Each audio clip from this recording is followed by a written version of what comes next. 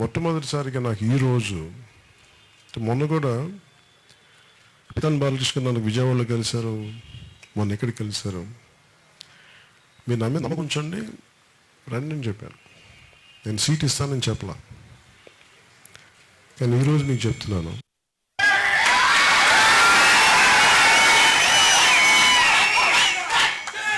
అంటే నేను ఒక మాట చెప్పేటప్పుడు చాలా ఆచితూచి ఆలోచించి మాట్లాడతాను. ఎందుకంటే మాట వెనక్కి తీసుకోలేను. ఒకవేళ దానివల్ల నాకు నష్టం వచ్చినా సరే దెబ్బతింటానికి సిద్ధం, కానీ మాట వెనక్కి తీసుకోను.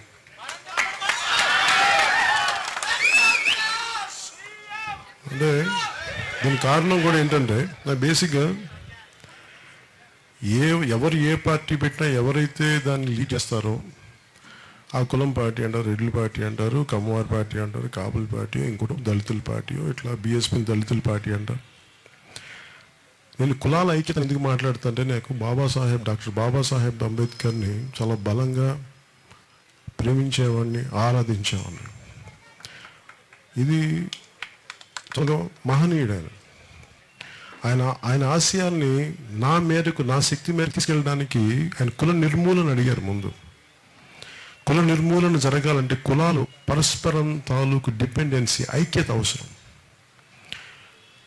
అంటే తెలియదు, చాలా కాలం నేను ఇక్కడ పెరిగాను, కానీ తూర్పుగోదావరి జిల్లాలో ఈ కులానికి ఆ కులానికి పడదు, కాపులకి సెట్టిపల్లికి పడదండి, కాపులకి వీళ్ళకి పడదండి, లేదంటే ఈ కులానికి ఆ కులానికి పడదండి. నాకు ఇవి అర్థం కావు. అంటే ఎవరిలో రక్తం వేరుగా ఉంటుంది.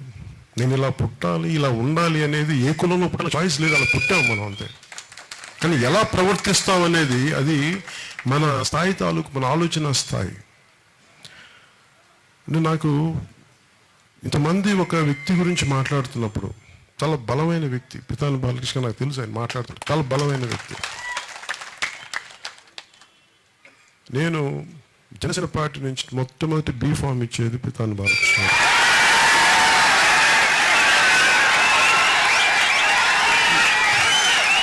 ఎవరికి ఆయనకి